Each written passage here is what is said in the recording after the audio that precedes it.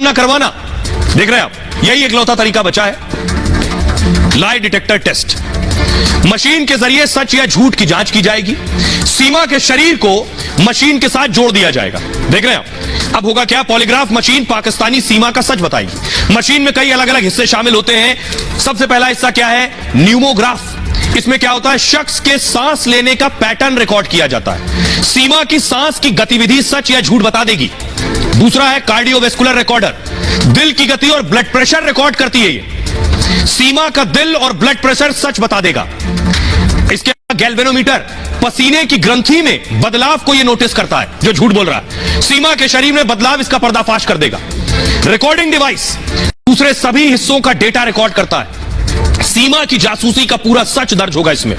Polygraph, recording device में polygraph machine पूरी तरह से तैयार होगी। सवाल पूछे जाएंगे। जांच अधिकारी पहले सीमा से सामान्य सवाल पूछेगा। सामान्य सवाल जैसे, तुम पाकिस्तानी हो, तुम्हारा नाम सीमा है, जिनका जवाब सीमा हां या ना में देगी।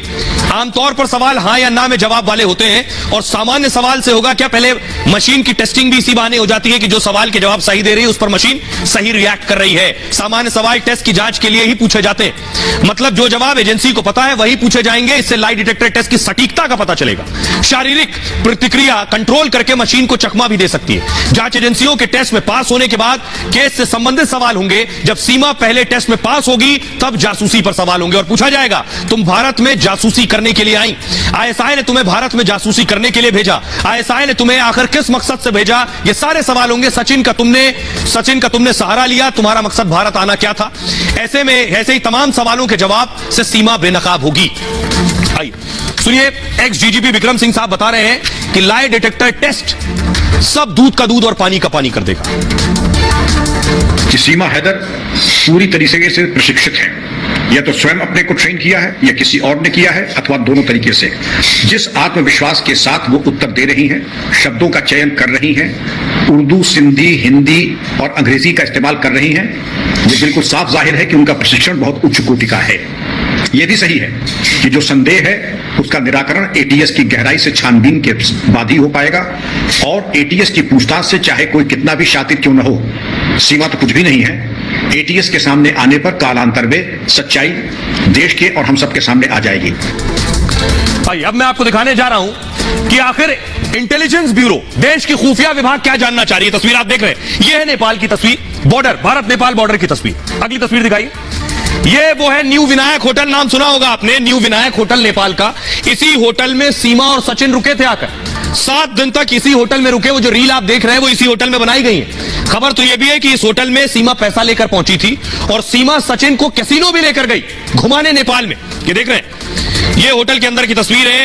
ये होटल के मालिक भी है। आइए मैं आपको बताता हूं कि अब आईबी जो है, कौन से 6 पॉइंट्स हैं, कौन से 6 बिंदु हैं जिस पर काम कर रही है। और आईबी का मकसद है ये पता लगाना कि आखिर सीमा कैसे बॉर्डर से पार हो गई।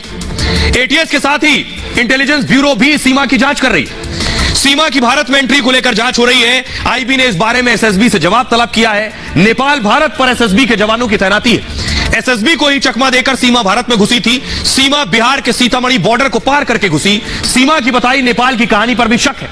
ऐसे में आईबी की एक टीम नेपाल जाएगी। नेपाल के जिस होटल में सीमा रुकी, जो मैंने आपको दिखाया, वहां होटल में जाकर पूछताछ करेगी। नेपाल का न्यू विनायक होटल में आईबी की रडार पर है ये होटल। सीमा की मदद करने वाला भी आईबी की रडार पर है। आखिर किसने मदद की जो सीमा नेपाल बॉर्डर से भारत में दाखिल हो गई। आईबी की टीम नेपाल में सीमा के मददगारों की तलाश कर रही कि कोई तीसरा शख्स था जो सीमा की मदद कर रहा था। ट्रेवल एजेंसी जिसने टिकट कराया वो भी रडार पर है। आईबी की टीम नेपाल में ट्रेवल एजेंसी की भी जांच करेगी और आईबी की टीम होटल प्रबंधन से पूछताछ कर सकती है। साजिश के एंगल से इंटेलिजेंस ब्यूरो इस मामले की जांच कर रही है। अब मैं आपको सुनवाने जा रहा हूं सीधे नेपाल में जिस होटल में सीमा रुकी थी, उस होटल के मालिक से हमारे सहयोगी ने बात की है। सुनिए जरा न्यू विनायक होटल का मालिक क्या कह रहा है। क्या सीमा सचिन आए थे, पूरी कहानी सुनिए। नहीं, वो लोग ने शादी किया बताया नहीं। वो लोग ने बस इतना ही बताया था, वो मेरी बीवी है। तो हमको भी लगा वो लोग अभी ज्यादा इंडियन टूरिस्ट लोग घूमने के लिए आते हैं तो हम लोग उनको ज्यादा तंग भी नहीं करते। वो आते बैठते, उनको बार बार पूछना भी अच्छा नहीं है। तो रूम में आते बैठते और जाने टाइम चेकआउट करते जाते।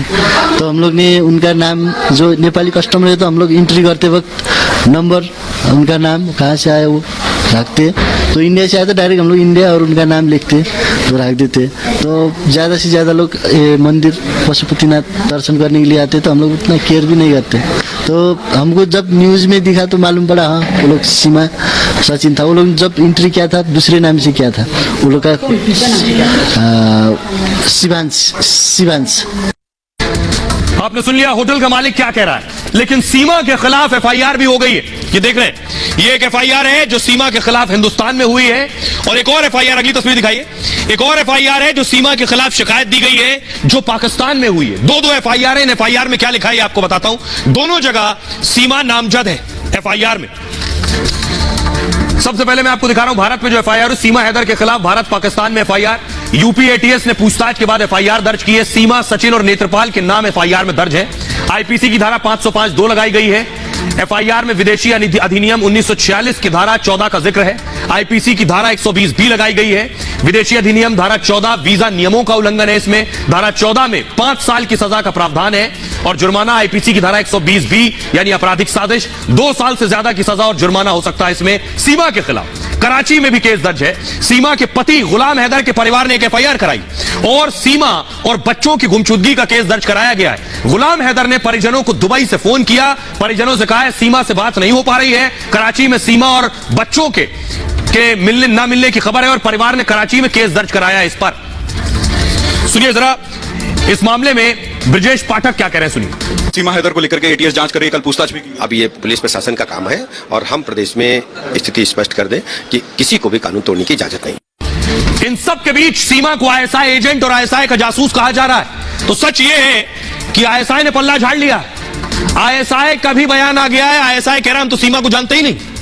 यही होता है, कोई भी शख्स, कोई भी एजेंसी कभी अपने आदमी को पहचानने से को तैयारी नहीं होती। जासूसी के शक के बीच आईएसआई की रिपोर्ट आई है। दावा किया गया, आईएसआई ने रिपोर्ट पेश कर दी है। रिपोर्ट में कहा है कि सीमा प्रेस की वजह से वहां, प्रेस प्रेम की वजह से वहां पहुंची है, मतलब सीमा आईएसआई की एजेंट नहीं है। रिपोर्ट में बताया है कि सीमा का मकसद सचिन से शादी था, इसी वजह से सीमा पाकिस्तान से भारत आई। सीमा के भारत आने की कोई दूसरी वजह नहीं है। आईएसआई पर यह दावा पाकिस्तानी मीडिया कर रहा है। दावा है आईएसआई ने रिपोर्ट शाहबाज सरकार को सौंपी है, मतलब आईएसआई ने सीमा के एजेंट होने से किनारा किया है। हालांकि धोखा देना पाकिस्तान की पुरानी आदत है।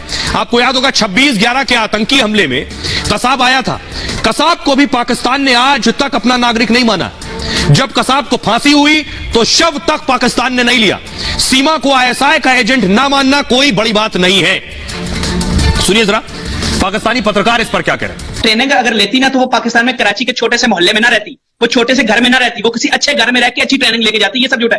पाकिस्तान ने इसको मोहब्बत के थ्रू भेजना होता ना तो आराम से टिकट करवाते, थोड़ा सा प्लान करते, वीजा करवा के भेज देते, बाद में उससे एक्टिविटीज करवा लेते। इतना प्लान पाकिस्तान मोहब्बत का नहीं कर सकता। ये मैं आपको दावे से कह रहा हूं। जब आपके पास आगे आपकी गोद में आगे उसे संभालिए, उसको पालिए, कुछ नहीं होगा। हमें कुछ नहीं होगा। मैं ये कह रहा हूं हमें कुछ नहीं होगा। आपकी खातून है, आप उसे संभालिए।